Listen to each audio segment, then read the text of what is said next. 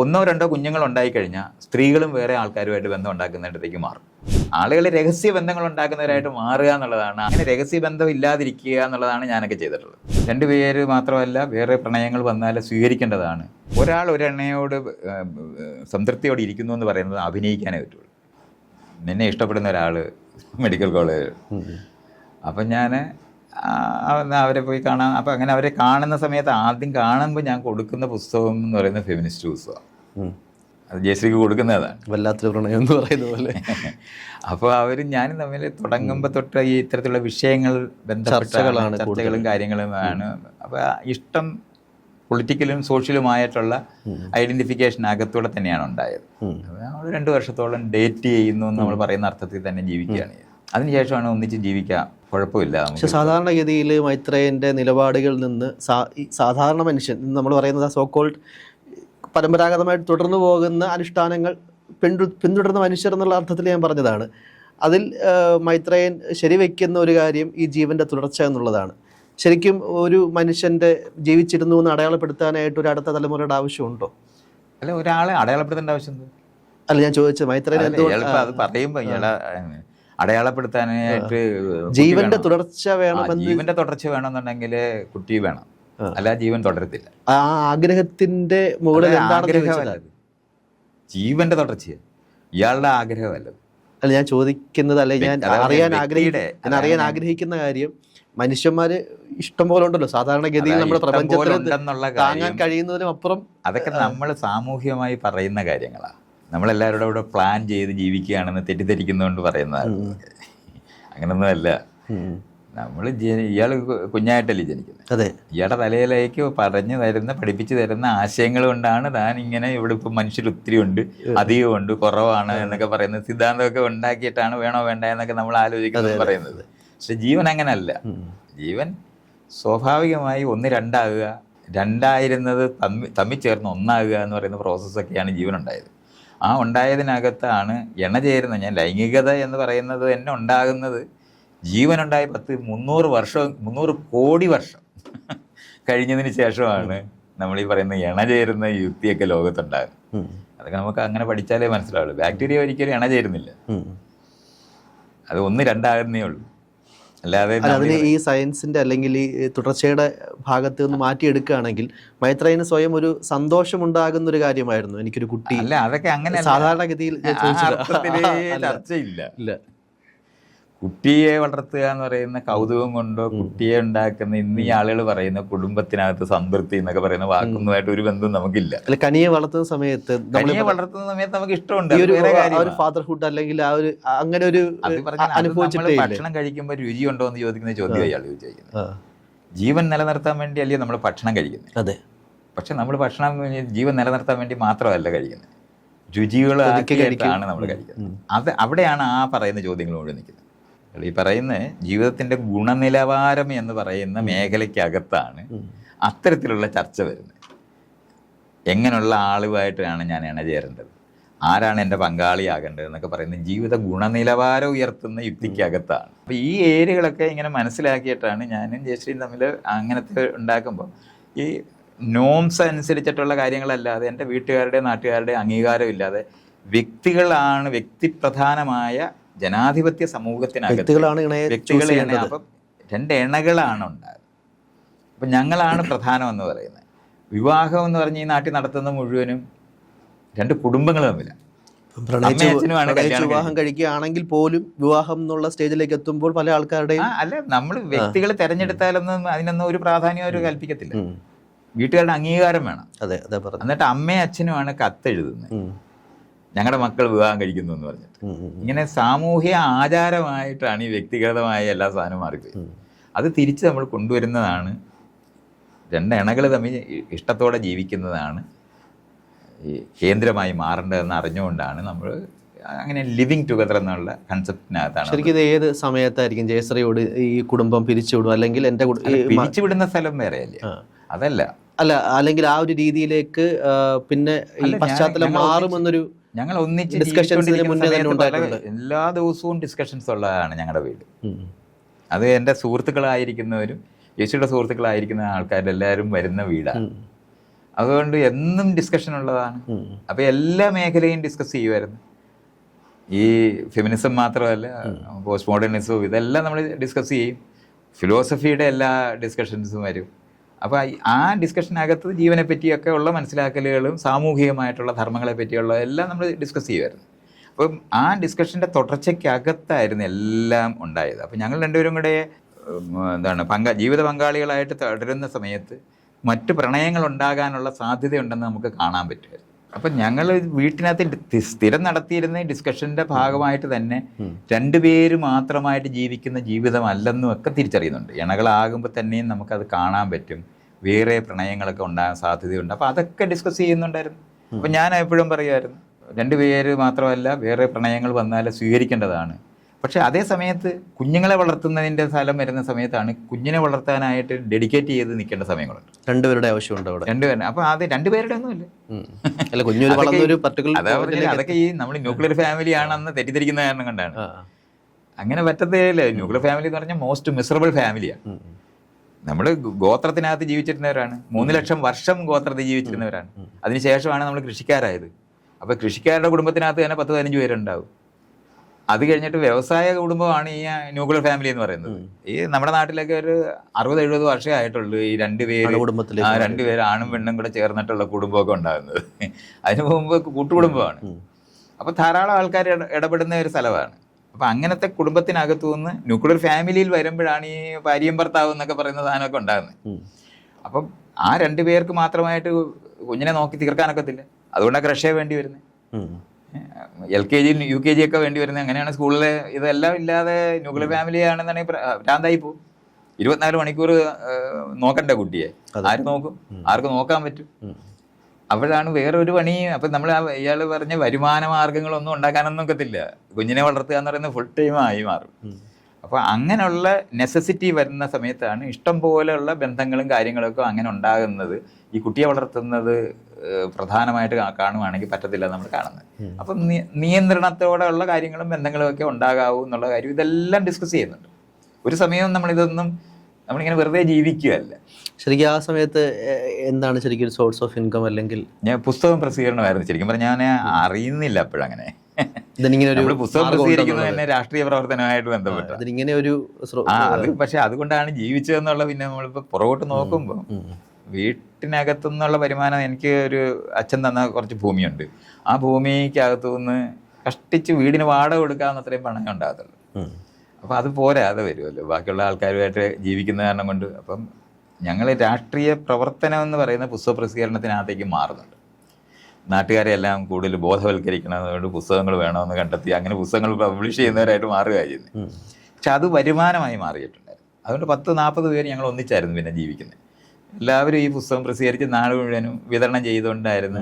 ഒരു 10-12 വർഷം അങ്ങനെ ജീവിച്ചുകൊണ്ടിരിക്കുമ്പോഴാണ് മറ്റ് രാഷ്ട്രീയ പ്രവർത്തനത്തിൻ്റെ വലിപ്പം കൂടി വരികയും ഞാൻ ഇടതുപക്ഷ രാഷ്ട്രീയത്തിനകത്തേക്ക് കൂടുതൽ അടുക്കുകയും ചെയ്യുന്നുണ്ട്. ഒരു 10 വർഷം കഴിഞ്ഞപ്പോഴത്തേന്, ജയശ്രീയായിട്ടുള്ള ജീവിതത്തിന് 10 വർഷമൊക്കെ കഴിഞ്ഞപ്പോഴത്തേന് അങ്ങനെ മാർക്സിസ്റ്റ് പാർട്ടിയായിട്ട് ബന്ധപ്പെട്ട് കൂടുതൽ അതിൻ്റെ DYFIയുടെ മാസി എഡിറ്റ് ചെയ്യുന്ന ആളായിട്ട് മാറുന്നു.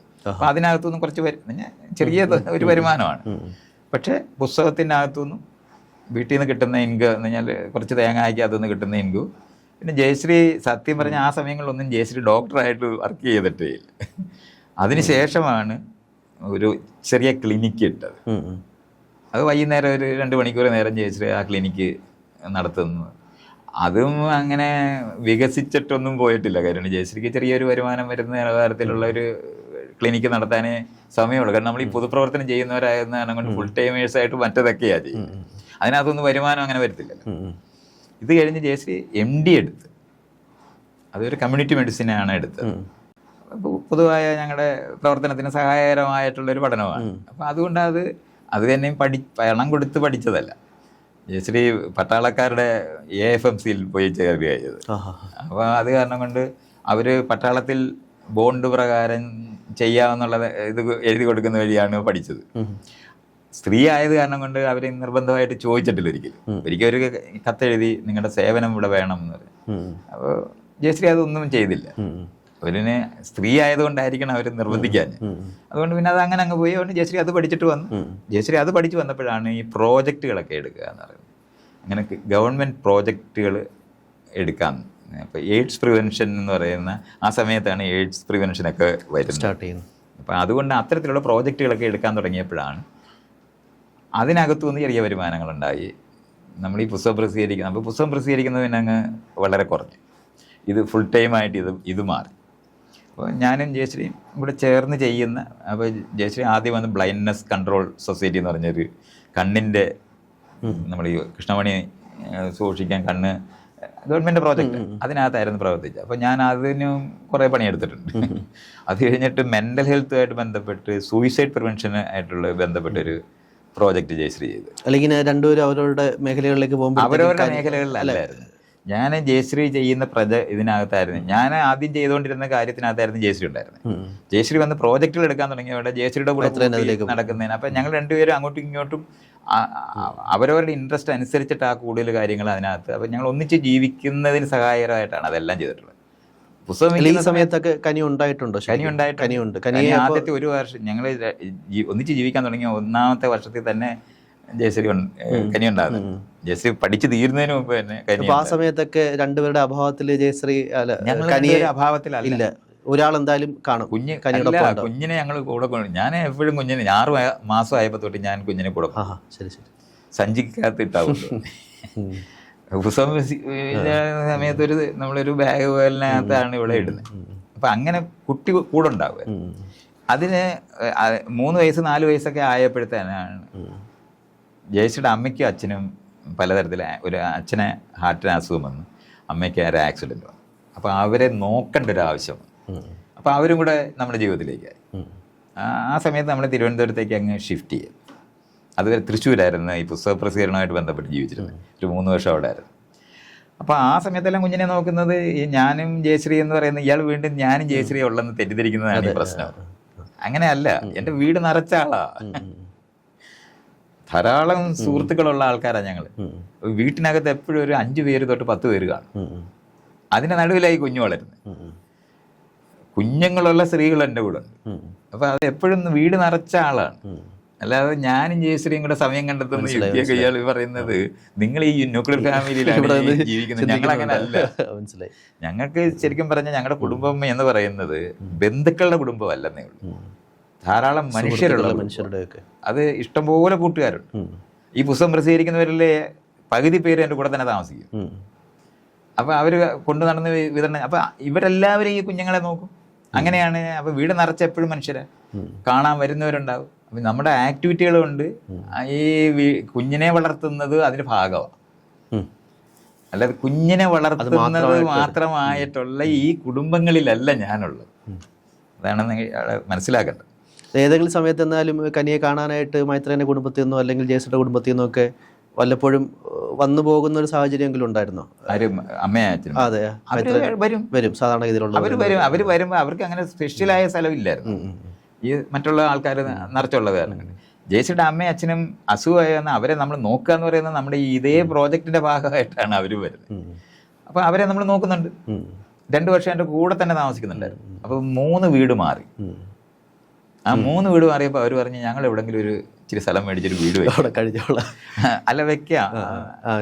എന്നിട്ട് ജയശ്രീയുടെ അമ്മ പറഞ്ഞ് കനിയെ എൻ്റെ ജീവിതത്തിൽ നിന്ന് കൊണ്ടുപോയി. അപ്പോൾ കാരണം വീട് മാറി പോകുമ്പോൾ ഞങ്ങളങ്ങ് പോകുമെന്ന് മനസ്സിലായി. എൻ്റെ ജീവിതത്തിൽ നിന്ന് അവളെ അങ്ങ് കൊണ്ടുപോയി കളയല്ലേ എന്ന് പറഞ്ഞു. അത് ഞാൻ പ്രതീക്ഷിക്കാത്തൊരു ഇതായിരുന്നു. കാരണം അമ്മയും അച്ഛനെയും നോക്കുക എന്ന് പറയുന്നത് നമ്മൾ സ്വാഭാവികമായിട്ട് ആവശ്യമുള്ളവരെ ആരെയും ശരിക്കും പറഞ്ഞാൽ നമ്മൾ നോക്കും. അതുപോലെയാണ് അവർ. അപ്പോൾ അവരുടെ കൂടെ ഞങ്ങളുടെ കൂടെ അവർ താമസിക്കുന്ന സമയത്ത് എൻ്റെ കൂടെ അപ്പോഴും വേറെ ആൾക്കാരുണ്ട്. വലിയ വീടുകളാണ് എടുക്കുന്നത്. അതിനകത്തായിരിക്കും. അപ്പോൾ അവരുടെ ഒരു സെക്ഷൻ ഉണ്ടാകും എന്നുള്ള നിലവാരത്തിലായിരുന്നു. അപ്പോഴാണ് ഈ വീട് 3 തവണ മാറിയപ്പോൾ അവർ ഈ വീട് മാറി ശീലമില്ലാത്തവരായത് കാരണം കൊണ്ട് അവർ ഇവിടെ ശ്രീകാര്യത്തിനടുത്ത് ചെറുവക്കൽ എന്ന് പറയുന്ന സ്ഥലത്ത് ഇച്ചിരി സ്ഥലം മേടിച്ച് അവരൊരു വീട് വെച്ചു. അപ്പോൾ ഈ കുഞ്ഞിനെ കൂടെ കൊണ്ടുപോയി കളയല്ലേ എന്ന് പറഞ്ഞപ്പോൾ പിന്നെ ഞാൻ അവരുടെ അടുത്തൊരു വാടകയ്ക്ക് വീടെടുത്ത് താമസിച്ചു. ആ വീട് 10 വർഷം തുടർച്ചയായിട്ട് ജീവിക്കുന്ന ഒരു സാധ്യതയുണ്ടായി. അപ്പോൾ അത് കാരണം കൊണ്ട് ഇവള് വളരുന്ന സമയത്ത് ആ വീട് ഈ വീട്ടിലുമായിട്ടാണ് അവൾ വളരുന്നത്. 2 വീട്ടിലുമായിട്ടാണ് വളരുന്നത്. അവൾ കൂടുതൽ സമയം ചേച്ചിയുടെ അമ്മയുടെ അച്ഛൻ്റെ അടുത്ത് ഉണ്ടാകും. ഞങ്ങൾ അവിടുന്ന് ആ വീട്ടിൽ നിന്ന് ഈ വീട്ടിൽ എന്ന് പറഞ്ഞാൽ ആ പ്രദേശത്ത് മുഴുവനുള്ള വീട്ടിൽ അവളുണ്ട്. ശരിക്കും പറഞ്ഞ ചെറുപ്പക്കാർക്ക് ഇപ്പോഴും അവള് എല്ലാവരുടെയും കുട്ടിയായിട്ടാണ്. അപ്പോൾ അതുകൊണ്ട് അവിടെ ഉള്ളവരുടെ എല്ലാവരുടെയും വീട്ടിലൂടെയാണ് അവൾ അന്ന് വളരുന്നത്. അപ്പോൾ അതുകൊണ്ട് ഈ നമ്മൾ ഈ കുഞ്ഞിനെ വളർത്തുക എന്ന് പറയുന്നത് ഒരു സാധാരണ ആളുകൾ ടൈപ്പ് ചെയ്യുന്ന പോലെ ഒരു ടൈപ്പ്. കാരണം ഈ എല്ലാ മനുഷ്യരും എനിക്ക് ടൈപ്പാണ്. ഇപ്പം ജയശ്രീയുടെ അമ്മയുടെ ഗ്യാസ് മേടിക്കുന്നത്, അവിടുത്തെ സാധനങ്ങൾ മേടിക്കുന്നത്, ഇതെല്ലാം ഇതുപോലുള്ള എല്ലാ പണിയും നമ്മൾ ചെയ്യും. അവരുടെ വീട്ടിൽ നിന്ന് ഭക്ഷണം കഴിക്കും, പക്ഷെ അതിന് നമ്മളവിടെ പേ ചെയ്യും. അങ്ങനെയായിരുന്നു ചെയ്യുന്നത്. അല്ലാതെ നമ്മൾ ചുമ്മാ പോയി ഒരു ബാധ്യത അവരുടെ അമ്മായപ്പയുടെ വീട്ടിൽ നിന്ന് തിന്നുകയല്ലേ, നമ്മളതിന് പണം കൊടുക്കും. അല്ല, അപ്പോൾ ആ സമയത്ത് അവര് തിരിച്ചൊന്നും പറഞ്ഞിരുന്നില്ലേ? അല്ല, അവർക്ക് അതൊരു അങ്ങനെ ചെയ്യും, ഞങ്ങൾ പണം കൊടുത്തിട്ട് തിന്നത്തില്ലെന്നറിയാം. അവർക്കറിയാം അങ്ങനെ ചെയ്യില്ല.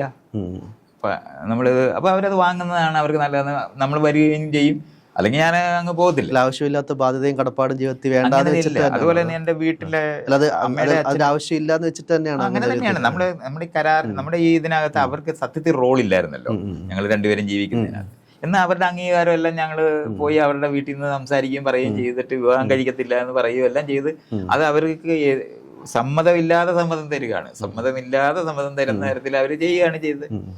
ഇതുമെല്ലാം ചെയ്യുന്നുണ്ട്. എൻ്റെ അമ്മയുടെ അച്ഛൻ്റെയും സ്ഥലങ്ങൾ എൻ്റെ സഹോദരങ്ങളുടെയാണ്. അതെല്ലാം നോക്കുന്നതിന് ഞാൻ പോകും. അത് 2 മാസത്തിലെ ഈ തേങ്ങ വെട്ടി ശരിയാക്കുന്നതിൻ്റെ പണിക്കൊക്കെയാണ്. ഒരു 4 ദിവസം വേണം അതിന്. ഞാനിവിടെ ഈ രാഷ്ട്രീയ സാമൂഹിക പ്രവർത്തനം ചെയ്തുകൊണ്ടിരിക്കുമ്പോൾ ആ 4 ദിവസം ഞാൻ പറയാം, അച്ഛനോട് പറയും, അത് ഒരു 2 ആഴ്ച മുമ്പേ എന്നെ അറിയിക്കണം. അതിനനുസരിച്ച് ഞാൻ എല്ലാം പ്ലാൻ ചെയ്യും. അപ്പോൾ ഈ 4 ദിവസം അവിടെ പോകും. ഈ 4 ദിവസം അവിടെ പോയി ആ പണിയെടുക്കുന്നതിന് എൻ്റെ അച്ഛൻ എനിക്ക് കാശ് തരുമായിരുന്നു. കാരണം അത് ജോലിയായിട്ടാണ് ചെയ്യുന്നത്. അല്ലാതെ ഞാൻ അച്ഛൻ്റെ പ്രോപ്പർട്ടി നോക്കിക്കൊടുക്കുന്നതിന് അങ്ങനല്ല. ഞാൻ ഇൻഡിപെൻഡൻ്റായ വ്യക്തിയാണ്. പക്ഷെ എന്നോട് ചോദിക്കാനൊക്കെ.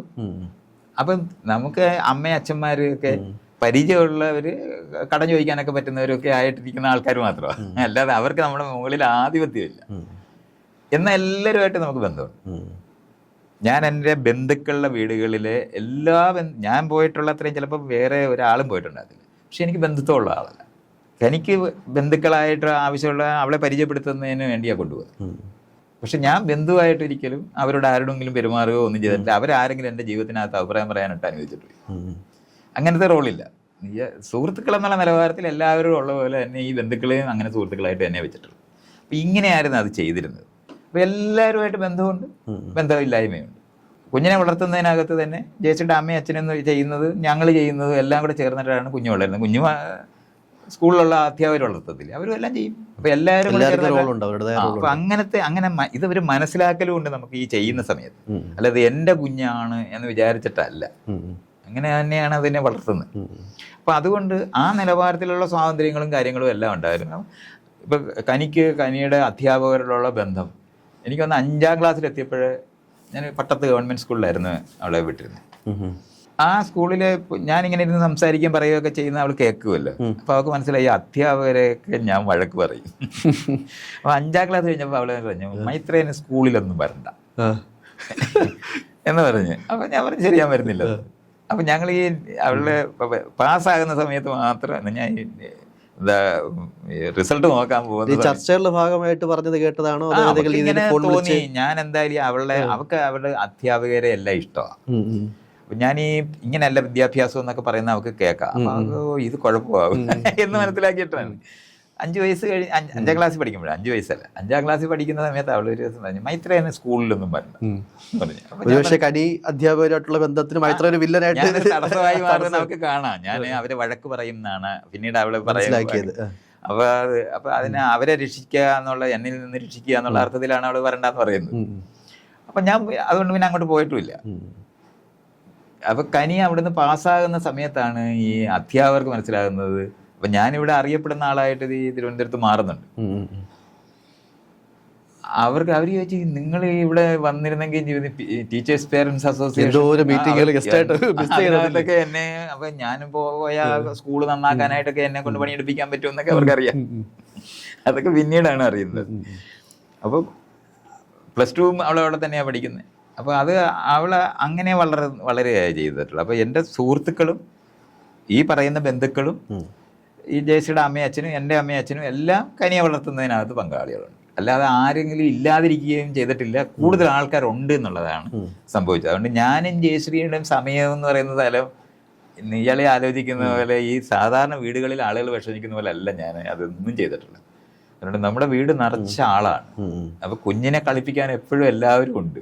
ഒരുപക്ഷെ മൈത്രനെ പറ്റി ഇത്ര ആഴത്തിൽ അറിയാത്ത ആൾക്കാർക്ക് പൊതുവെയുള്ള ചിന്തകളിൽ നിന്ന് വ്യത്യസ്തമായിട്ട് ചിന്തിക്കുന്നു. അപ്പോൾ സ്വാഭാവികമായിട്ടും ഈ രീതിയിൽ വലിയൊരു കുടുംബത്തിൽ അല്ലെങ്കിൽ കനി ഉൾപ്പെടെയുള്ള കനി വളർന്നു വന്നത് ഇങ്ങനത്തെ ഒരു സാഹചര്യത്തിലാണെന്ന് ഒരുപക്ഷെ ചിന്തിക്കില്ലായിരിക്കും. അവർ എപ്പോഴും അവർ വിചാരിക്കുന്ന ഈ ആളുകൾ നമ്മൾ നിൽക്കുന്ന സിസ്റ്റത്തിൽ നിന്ന് തികച്ചും വ്യത്യസ്തമായിട്ട് ചിന്തിക്കുന്ന ഒരു മനുഷ്യൻ.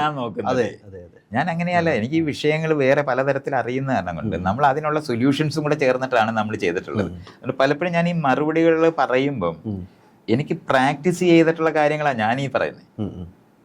അല്ല സിദ്ധാന്തം പറയുകയല്ല ചെയ്യുന്നത്. ജീവിതത്തിൽ കൂടെ പ്രാക്ടീസ് ചെയ്ത് ഞാൻ ഈ സിദ്ധാന്തം നമ്മൾ സ്വാഭാവികമായിട്ട് അതിന്റെ അതിര് കാണും. നമ്മളൊരു കാര്യം ചെയ്യുമ്പോഴാണ് നമുക്ക് മനസ്സിലാകും ഇവർ പറയുന്ന പോലെ അല്ല ഇതെന്നും, അല്ലെങ്കിൽ നമ്മൾ വിചാരിക്കുന്ന പോലെ അല്ല ജീവിതം എന്നൊക്കെ നമ്മൾ തിരിച്ചറിയുന്നത് ഇത്തരത്തിലുള്ള പ്രവർത്തനങ്ങളും കൂടെ ചേർന്നിട്ടാണ്.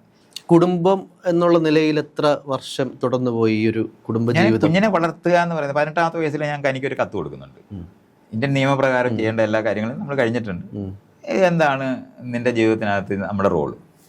ഇപ്പോൾ ഒരു 2 കൊല്ലം കൂടെ സപ്പോർട്ട് കൊടുക്കുന്ന ഒരു നിലപാട് എടുക്കുന്നത് ഒരു 3-4 ലോക രാജ്യമായതുകൊണ്ടാണ്. അതുകൊണ്ട് ഇവിടെ ജോലി കിട്ടാനും ജീവിക്കാനും. അപ്പോൾ അതിനകത്ത് അവള് അഭിനയിക്കാനും പഠിക്കുകയും അവൾക്ക് വരുമാനം ഉണ്ടാകുന്ന ആളായിട്ട് അവൾ മാറുകയും ചെയ്തിട്ടുണ്ട്. പക്ഷെ അപ്പോൾ അവള് വളരെ അവൾക്ക് ഇഷ്ടമുള്ളതൊക്കെ ഉള്ള അഭിനയത്തിനൊക്കെ പോകത്തുള്ളൂ. അവൾ സത്യത്തിൽ വരുമാനം ഇല്ലാതെ കുറേ നാൾ ജീവിക്കുന്നുണ്ടായിരുന്നു. അതൊക്കെ അവൾ ചെയ്തിട്ടുണ്ട്, അവളും ചെയ്തിട്ടുണ്ട് അവളുടെ ജീവിതത്തിനകത്ത്. ശരിക്കും പറഞ്ഞാൽ വരുമാനം പട്ടിണി കിടക്കുന്ന അവസ്ഥയിൽ അവള് ജീവിച്ചിട്ടുണ്ടെന്ന് എനിക്കറിയാം. അത് അറിയിച്ചിട്ടുണ്ടോ മൈത്രേനെ? എന്നോട് പറയാറില്ല. പക്ഷെ അതേ സമയത്ത് അവൾ അങ്ങനെ ജീവിച്ചിട്ടുണ്ടെന്നുള്ള കാര്യം അവളുടെ കൂട്ടുകാരോട് ആയിട്ട് പറയുമ്പോൾ നമുക്ക് കാണാം, അല്ലെങ്കിൽ അവൾ എഴുതുന്നതിനകത്തൊന്നും പറയുന്നതിനകത്ത് നമുക്ക് കാണാം. പക്ഷെ അതൊരു സാധ്യതയുള്ളൂ. ഇപ്പൊ സീരിയലിലൊക്കെ അഭിനയിച്ചാൽ ഇഷ്ടംപോലെ പൈസ ഒക്കെ കിട്ടും. പക്ഷെ സീരിയലിൽ പോകത്തില്ല. അത് അവരങ്ങനെ ചെയ്യാതെ ഇരുന്നിട്ടാണ് ഈ പട്ടിണി. മൈത്രനെ അറിയിച്ചായിരുന്നെങ്കിൽ മൈത്രനെ സപ്പോർട്ട് ചെയ്യുമായിരുന്നോ? ഞാൻ എൻ്റെ കയ്യിൽ എന്തെങ്കിലും ഉള്ളതെല്ലാം മുഴുവൻ കൊടുത്തിട്ടുമുണ്ട്. ഞാൻ എൻ്റെ സ്ഥലം വിൽക്കുന്ന സമയത്ത് അവളെ അതൊന്നും തടസ്സമേ അല്ല. ഞാൻ ഇയാൾക്ക് അറിഞ്ഞുകൂടാത്തതുകൊണ്ടാണ് ഞാനൊരു മാസം എനിക്ക് തോന്നുന്ന ഒരു 10 പേർക്കെങ്കിലും ഞാൻ പണം അയക്കാറുണ്ട്.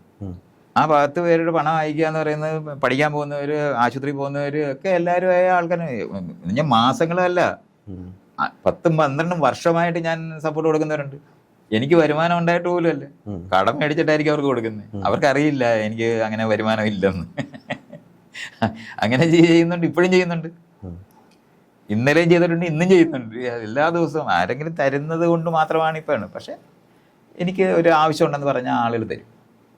അത് കുറേ വർഷമായിട്ട് ജീവിതത്തിനകത്ത് എന്നോട് ആൾക്കാർക്ക് ഞാൻ ഇടപെട്ടിട്ട് ജീവിതത്തിനകത്ത് എന്താണ് അവർക്ക് സ്വാസ്ഥ്യമോ സന്തോഷമോ ഒക്കെ ഉണ്ടായിട്ടുള്ളവർ ഇഷ്ടംപോലെ മനുഷ്യർ ഇന്ന് ലോകത്തുണ്ട്. മൈത്ര, എന്തുകൊണ്ട് ശരിക്കും ഒരു മനുഷ്യൻ ഒരു ഇണയിൽ അല്ലെങ്കിൽ ഒരു ഇണയെ മാത്രം സ്നേഹിക്കാൻ കഴിയില്ല, പ്രണയിക്കാൻ കഴിയില്ല എന്നൊരു? അങ്ങനെ അല്ല, ജീവിയായിരിക്കുന്നത് അങ്ങനെ അല്ല എന്നുള്ളത്. എനിക്കും ബലമുള്ള അല്ലേ പുരുഷന്മാരായിരിക്കുന്ന പരസ്പരം പോരടിച്ചിട്ട് നിൽക്കുന്ന ആണ് പുരുഷന്മാരെന്ന് നമുക്കറിയാം. അപ്പോൾ ഒരു ഇണയാണെന്നുണ്ടെങ്കിൽ എങ്ങനെയാണ് പോരടിക്കത്തേ ഇല്ലല്ലോ, ഒരു ഇണയായിട്ടങ്ങ് ജീവിക്കത്തേ ഇല്ലയോ. അപ്പം അങ്ങനല്ല, പുരുഷന്മാരാകുക എന്ന് നമ്മൾ പറയുമ്പം ആണും പെണ്ണുമായി മാത്രമുള്ള ഒരൊറ്റ ഇണയുള്ളവർ തമ്മിൽ ഒരിക്കലും അടിയുണ്ടാകത്തില്ല. പുരുഷന്മാർ തമ്മിൽ സ്ത്രീകൾക്ക് വേണ്ടി അടിക്കുന്നവരാ, യുദ്ധം മുഴുവനും ഉണ്ടായിട്ടുള്ളത് അങ്ങനെയാണ്. അപ്പോൾ അതുകൊണ്ട് അങ്ങനെ അല്ലെന്ന് നമുക്കറിയാം. ധനവും ബലവും ഉള്ള പുരുഷന്മാർക്ക് 100 കണക്കിന് രാജാക്കന്മാരെ മുഴുവൻ എടുത്താൽ പോരെ. എങ്ങനെയാണ് അതേപോലെ ഉണ്ടായത്? ബന്ധങ്ങളുണ്ടാവും സ്വാഭാവികമായിട്ട്, തേടി വരും. അല്ലെങ്കിൽ ഇഷ്ടംപോലെ ബന്ധങ്ങൾ ഉണ്ടാക്കുന്ന പുരുഷന്മാരാണതല്ല. കൂട്ടത്തിൽ വിലയുള്ള പുരുഷനായി മാറുന്നത് തന്നെ കൂടുതൽ ഇണകളെ കിട്ടാൻ വേണ്ടിയാണ്. ഇത് നമുക്ക് ഇങ്ങനെ ബയോളജിയൊക്കെ നമ്മൾ പഠിക്കുന്നതല്ലേ, അതുകൊണ്ട് നമുക്കറിയാം അങ്ങനെ അല്ല എന്നറിയാം. ഇത് മനുഷ്യരുടെ ഒരു ആവശ്യത്തിന് വേണ്ടി, കുഞ്ഞിനെ വളർത്തുന്നതിന്, പുരുഷനെ ഉത്തരവാദിത്തപ്പെടുത്തുന്നതിന് വേണ്ടി രാജാക്കന്മാർ കണ്ടുപിടിച്ചതാണ് ഈ വിവാഹം എന്ന് പറയുന്നത്. ഇതുകൊണ്ടാണ് ഈ നമ്മളിതിനകത്ത് സാക്ഷിയൊക്കെ നിർത്തി ഒപ്പിടാൻ ബാധ്യത വരുന്നത്. മറ്റേ കുട്ടി ഉണ്ടാക്കിയിട്ട് പോകുന്നവർ മാത്രമായിരുന്നു പുരുഷന്മാർ. അപ്പോൾ സ്വന്തം കുഞ്ഞിനെ നോക്കും, വളർത്തി ഒരു 18 വയസ്സാക്കി രാജാവിന് അടിമയായിട്ട് കൊടുക്കാനായിട്ട് വേണ്ടിയാണ് ആ ഇൻസ്റ്റിറ്റ്യൂഷൻ, അല്ല വേറൊന്നിനല്ലേ. അല്ലാതെ ഈ ഇത് അപ്പം സ്ത്രീയുമായിട്ടുള്ള കരാർ എന്താണ്? എൻ്റെ കുഞ്ഞാണെങ്കിൽ ഞാൻ നോക്കും. അതുകൊണ്ടാണ് സ്ത്രീകൾ ചാരിത്രവാദികളാകാൻ ബാധ്യത വന്നത്. കാരണം അന്ന് DNA ടെസ്റ്റോ കോണ്ടോ ഇല്ല. അതുകൊണ്ടാണ് ചാരിത്രം. എൻ്റെ കുഞ്ഞാണെന്ന് പുരുഷന് അറിയണം. എൻ്റെ കുഞ്ഞാണെന്നുള്ള വാക്കാണ് അത്. വേറൊരാളുമായി ബന്ധം ഉണ്ടാക്കത്തില്ല എന്ന് പറയുന്നത്. അതുകൊണ്ടാണ് പുരുഷന്മാർ ഒത്തിരി ബന്ധം ഉണ്ടാക്കുമ്പോഴും സ്ത്രീകൾ ബന്ധം ഉണ്ടാക്കാൻ കഴിയാതായി പോയത്. അല്ലെങ്കിൽ ഇത് പാടില്ല എന്നുള്ള ഒരു ചട്ടം അത് വരുന്നത് അങ്ങനെയാണ്. അല്ല, സ്ത്രീകൾക്ക് വേറെ ആൾക്കാരുമായി ബന്ധം ഉണ്ടാക്കാൻ താല്പര്യമില്ലാത്തതുകൊണ്ടോ ബന്ധം ഉണ്ടാക്കുന്നത് തെറ്റായതുകൊണ്ടോ അല്ല. ഈ ആളിൻ്റെ അധ്വാനവും അയാൾ ഉണ്ടാക്കുന്ന സ്വത്തോ ഈ കുഞ്ഞിന് കൊടുക്കാനായിട്ട് ബാധ്യത വരണമെന്നുണ്ടെങ്കിൽ എൻ്റെ കുഞ്ഞാണെങ്കിലേ കൊടുക്കത്തുള്ളൂ എന്ന് വരുന്നതാണ്. അപ്പോൾ അങ്ങനെ അല്ലാത്തതൊരു ഇതാണ് നമ്മുടെ ഇവിടുത്തെ കാരണ പ്രസ്ഥാനം ഉണ്ടായത്. കാരണവന്മാർ എന്തുകൊണ്ടാണ് അനന്തരവന്മാർക്ക് കൊടുത്തിരുന്നത്? ഇയാൾക്ക് അതിലൊരു ന്യായം അറിയാമോ? സഹോദരിക്ക് 50% ജനിതകമുണ്ട്. സഹോദരിയുടെ കുട്ടികൾക്ക് 25% ജനിതകം കിട്ടും. ഭാര്യ അന്യ ഗോത്രത്തിലുള്ള അല്ലെങ്കിൽ അന്യരായ ആളാണ്. അവർ വേറൊരാളുമായിട്ട് ബന്ധമുണ്ടാക്കിയ 100% പോകും. ഇതുകൊണ്ടാണ് സ്വത്ത് കൊടുക്കണമെന്നുണ്ടെങ്കിൽ അനിതരവർക്കേ കൊടുക്കത്തുള്ളൂ, മക്കൾക്ക് കൊടുക്കത്തില്ല. മക്കള് എന്റേതാണെന്നുള്ള അറിവില്ലാത്തതുകൊണ്ടാണ്. അപ്പൊ അതിന് സ്ത്രീകള് ലൈംഗിക ബന്ധത്തിനകത്ത് ഏർപ്പെടാതെ ഒരൊറ്റ പുരുഷനുമായിട്ട് ബന്ധപ്പെട്ട് നിന്നാലേ ഞാൻ കുട്ടിയെ നോക്കും എന്ന് പറയുന്ന കരാറിലാണ് ഇയാൾ ഒപ്പിടുന്നത്. ഇതുകൊണ്ടാണ് സ്ത്രീകൾക്ക് ചാരിത്രം ഉണ്ടാകുകയും പുരുഷന്മാർക്ക് ചാരിത്രം ഇല്ലാതായി പോവുകയും ചെയ്തിരിക്കുന്നത്. അതുകൊണ്ടാണ്. അപ്പോൾ അതിനകത്തെ കഥകളൊക്കെ എങ്ങനെയാണ്? ഇല എന്ന് മുള്ളി വീണാലും മുള്ളി എന്ന് ഇലയിൽ വീണാലും ഇലയ്ക്കാണ് കേട് എന്നൊക്കെ പറയുന്നുള്ള തരത്തിലുള്ള സിദ്ധാന്തമൊക്കെ ഉണ്ടാക്കുന്നത് അങ്ങനെയാണ്. അപ്പോൾ ഇതെല്ലാം നമ്മളിങ്ങനെ മനസ്സിലാക്കിയാൽ മതി. എങ്ങനെയാണ് ഈ തരത്തിലുള്ള സംഭവങ്ങളൊക്കെ ഉണ്ടായതെന്ന് ഒരിക്കൽ മനസ്സിലാക്കുമ്പോൾ ബയോളജി അറിയുകയും കൂടെ ചെയ്യുമ്പോൾ സ്വാഭാവികമായിട്ടും വൈവിധ്യത്തിലേക്ക് പോകുന്ന ഒരു ലോകത്താണ് നമ്മളുണ്ടായിട്ടുള്ളത്. അപ്പോൾ 1 or 2 കുഞ്ഞുങ്ങൾ ഉണ്ടായിക്കഴിഞ്ഞാൽ സ്ത്രീകളും വേറെ ആൾക്കാരുമായിട്ട് ബന്ധം ഉണ്ടാക്കുന്നിടത്തേക്ക് മാറും. കാരണം വ്യത്യസ്തമായ ജനിതകമാണ് നല്ലത്. ഒരേപോലത്തെ ജനിതകത്തിനകത്ത് ഉണ്ടാകുന്ന പ്രശ്നം എന്ന് പറഞ്ഞാൽ ഒരു രോഗം വന്നാൽ എല്ലാവരും ചത്തുപോകും. ഇതുകൊണ്ടാണ് ഈ വൈവിധ്യത്തിലേക്ക് പോകുന്നത്. ഇതൊക്കെ നമുക്ക് ബയോളജി അറിയാമെങ്കിൽ നമുക്ക് ഇതൊക്കെ മനസ്സിലാവും. പക്ഷെ നമ്മൾ ഈ സാമൂഹികമായ ആവശ്യങ്ങളുടെ മുൻനിർത്തി വേറെ ആൾക്കാർക്ക് വേണ്ടിയാണ് ശ്വാസം മുട്ടി ഈ 2 പേര് തമ്മിൽ ജീവിക്കുന്നത്. ഇഷ്ടം കൊണ്ടല്ല. ഇഷ്ടമൊക്കെ കുറച്ച് നാളെ നിൽക്കുകയുള്ളൂ. ഞാൻ വേറൊരു കാര്യം ചോദിച്ചോട്ടെ. ജയശ്രീയുടെയും മൈത്രേയൻ്റെയും ഒരു പശ്ചാത്തലം എടുക്കുകയാണ്. 2 പേർക്കും ഏകദേശം പല കാര്യങ്ങളിലും ഒരുപോലെ ഇരിക്കുന്ന മനുഷ്യന്മാർ കുറവായിരിക്കുമല്ലോ എല്ലാ രീതിയിലും. പക്ഷേ ഈ പല കാര്യങ്ങളിലും പ്രത്യേകിച്ചും ഈ കുടുംബം എങ്ങനെ ഉണ്ടാവണം, കുട്ടി എങ്ങനെ വളർത്തണം തുടങ്ങിയ കാര്യങ്ങളിൽ സമാനമായ ചിന്തകൾ വെച്ച് പുലർത്തിയിരുന്ന 2 വ്യക്തികളാണ്. ഒരുപക്ഷെ വേറൊരു കുടുംബത്തിൻ്റെ കാര്യം എടുക്കുകയാണെങ്കിൽ ഒരാൾ ഈ ഒരു ഇണയിൽ തൃപ്തനാവുകയും ചെയ്യുന്നൊരു സാഹചര്യത്തിൽ മറ്റൊരാൾ മറ്റ് ബന്ധങ്ങളിലേക്ക് പോവുകയും ചെയ്യുമ്പോൾ അവിടെ ഒരാൾ ഒരെണ്ണയോട് സംതൃപ്തിയോടെ ഇരിക്കുന്നു എന്ന് പറയുന്നത് അഭിനയിക്കാനേ പറ്റുള്ളൂ, അല്ലാതെ സത്യത്തിലില്ല. അതങ്ങനെ എനിക്ക് ബയോളജി അറിയുന്നതുകൊണ്ടാണ് ഞാൻ പറയുന്നത്. അതങ്ങനെ ഇല്ലെന്നറിയാം. നമ്മളിപ്പോൾ ഇയാളൊരു തൊഴിലിലെ ജീവിതകാലം മുഴുവൻ ഒരു തൊഴിൽ ചെയ്യുന്നത് മറ്റു ഓപ്ഷൻസ് ഇല്ലാതിരിക്കുന്നതുകൊണ്ട് തന്നെയാണ്. അതെ. അപ്പോൾ അത് അങ്ങനെ അങ്ങ് മനസ്സിലാക്കിയാൽ മതി. എന്നാലും എത്ര ആഴത്തിലുള്ള അല്ലെങ്കിൽ അറിവുണ്ടെങ്കിലും നമുക്ക് സ്വാഭാവികമായിട്ടും എനിക്ക് കുറച്ച് നാൾ ഒരാളെ ഇഷ്ടപ്പെടുന്ന കുറച്ച് നാൾ അല്ല ഞാൻ ചോദിക്കുന്നതല്ല. എനിക്കൊപ്പം അല്ലെങ്കിൽ എൻ്റെ ഒപ്പം കഴിഞ്ഞിരുന്ന ഒരു വ്യക്തി മറ്റൊരു പങ്കാളിയെ തേടി പോകുമ്പോൾ സ്വാഭാവികമായിട്ടുണ്ടാകുന്ന എന്തെങ്കിലും ഒരു പൊസസീവ്നെസ്സോ നഷ്ടബോധമോ ഒന്നും തോന്നുന്നു. അതെല്ലാം ഉണ്ടാകും. അത് ഉണ്ടാകുന്ന കാരണം കൊണ്ട് എന്താണ്? അല്ല, മൈത്രേയൻ ഉണ്ടായിട്ടുണ്ടോ എന്ന് ചോദിച്ചത്. സ്വാഭാവികമായിട്ടും 2 പേര് തമ്മിൽ ബന്ധം ഉണ്ടാകുന്ന സമയത്ത് അവർ തമ്മിലുള്ള അത്തരത്തിലുള്ള ശക്തമായ ബന്ധമാണ് ആദ്യം ഉണ്ടാകുന്നത്. ആ ഉണ്ടാകുന്ന സമയത്ത് വേറൊരാൾ അവർ പോവുകയാണെങ്കിൽ ഭയങ്കരമായിട്ട് നമ്മൾ വിഷമിക്കും. അതായത് ഒരു സമയത്ത് ഒരേ ബന്ധം തന്നെ അങ്ങനെ തുടരുന്ന സമയത്ത് അത് അതിനൊരു ഈ കാ പിടിക്കുന്ന പോലാണ് നമ്മളത് മനസ്സിലാക്കേണ്ടത്. പൂ വിരിഞ്ഞ് കായായി കഴിഞ്ഞാൽ ഏതൊരു കുഴഞ്ഞു പോകുന്ന പോലെയാണ് നമ്മുടെ ഈ ഇഷ്ടം കുറഞ്ഞു പോകും. ആ കുറയുന്ന സമയത്ത് സാമൂഹികമായ കാരണങ്ങൾ കൊണ്ട് മാത്രമാണ് പിന്നെ അവർ തുടരുന്നത്. സ്വാഭാവികമായി പിരിഞ്ഞു പോകാൻ പറ്റുന്നവരാണെന്നുണ്ടെങ്കിൽ അതൊരു പ്രശ്നമായിട്ട് അനുഭവിക്കാത്തവരാണെങ്കിൽ 90% ആൾക്കാർ പിരിഞ്ഞു. അതങ്ങനെ തന്നെ നമ്മൾ മനസ്സിലാക്കണം. അത് പോകാതിരിക്കാൻ വേണ്ടിയാണ് ഈ കണ്ടീഷൻസ് മുഴുവൻ ഉണ്ടാക്കി ഇതിനകത്ത് നമ്മളെ ഒപ്പിടിപ്പിച്ച് പിരിയണമെങ്കിൽ ഡൈവോഴ്സ് മേടിച്ചാലേ പിരിയാൻ പറ്റത്തുള്ളൂ എന്ന് വരുന്നത് കൊണ്ടാണ് അവർ പിരിയാതിരിക്കുന്നത്. അത് കണ്ടിട്ട് നമ്മൾ തെറ്റിദ്ധരിക്കൊന്നും വേണ്ട. ആളുകൾ രഹസ്യ ബന്ധങ്ങൾ ഉണ്ടാക്കുന്നവരായിട്ട് മാറുക എന്നുള്ളതാണ് അങ്ങനെയുള്ള കാരണം തന്നെ. ഇതാണ് ഈ നമ്മൾ 2 പേര് കുഞ്ഞിനെ വളർത്താൻ വേണ്ടി നിങ്ങൾ ബാക്കി പോകുന്നത് എല്ലാം വിട്ട് ഇത് ചെയ്യണം എന്ന് പറയുമ്പോൾ അതിനുവേണ്ടി മാറുന്ന ആളുകൾ രഹസ്യബന്ധത്തിന്റെ ലോകങ്ങൾ ഉണ്ടാക്കുക എന്നുള്ളതാണ് പിന്നെ നടക്കുന്നത്. അതിങ്ങനെ അറിയുന്നതുകൊണ്ടാണ് അങ്ങനെ രഹസ്യബന്ധം ഇല്ലാതിരിക്കുക എന്നുള്ളതാണ് ഞാനൊക്കെ ചെയ്തിട്ടുള്ളത്. നമ്മൾ രഹസ്യമില്ല, പരസ്യമായിട്ടുള്ള ബന്ധങ്ങളേ ഉള്ളൂ. അതായത് ജയശ്രീക്ക് ആ സമയത്തുള്ള ബന്ധങ്ങളും മൈത്രേനെ ആ എനിക്കറിയാം. സമയത്ത് ജയശ്രീക്ക് ഒരാളോട് ഇഷ്ടം തോന്നിയാൽ നമുക്ക് ഒരു മിനിറ്റ് കൊണ്ട് കാണത്തില്ലേ? നമ്മൾ പരസ്പരം ഒന്നിച്ച് ജീവിക്കുന്നവരാണെങ്കിൽ മറ്റേ ആളിന് വേറെ ആളോട് ഇഷ്ടം തോന്നുന്നു, നമ്മൾ കാണും. അപ്പം നമ്മൾ അതിനകത്ത് വയലന്റ് ആയിട്ട് പെരുമാറാതിരിക്കുന്നത് സാമൂഹികമായ അറിവുള്ളത് കൊണ്ടാണ്. ഇത് മനുഷ്യർക്ക് ഇങ്ങനെ ഉണ്ട് എന്ന്. അപ്പം ഞാൻ ഏറ്റവും മെച്ചപ്പെട്ട ഒരാളായിട്ട് ഞാൻ ജയശ്രീയുടെ കൂടെ ഉണ്ടെങ്കിൽ ജയശ്രീക്ക് എന്നെ കളഞ്ഞു പോകാനായിട്ട് തോന്നത്തില്ല. നമ്മൾ അങ്ങനെയാണ്. ഒരു 4 പേരുള്ളതിനകത്ത് നമ്മളിപ്പോൾ പ്രണയിക്കുന്ന സമയത്ത് 4 പേരോട് നമ്മുടെ മുന്നിൽ സൂട്ടേഴ്സ് ആയിട്ട് ആൾക്കാർ വരുന്നുണ്ടാവും, പ്രണയിക്കുന്നവർ വരും. അതിനകത്ത് നമ്മൾ ഒരാളെ തിരഞ്ഞെടുക്കുന്നത് എങ്ങനെയാണ്? പലതരത്തിലുള്ള യോജിപ്പുകൾ കൂടുതൽ ഇവരുമായിട്ടുണ്ടെന്നുള്ളത് കൊണ്ടാണ്.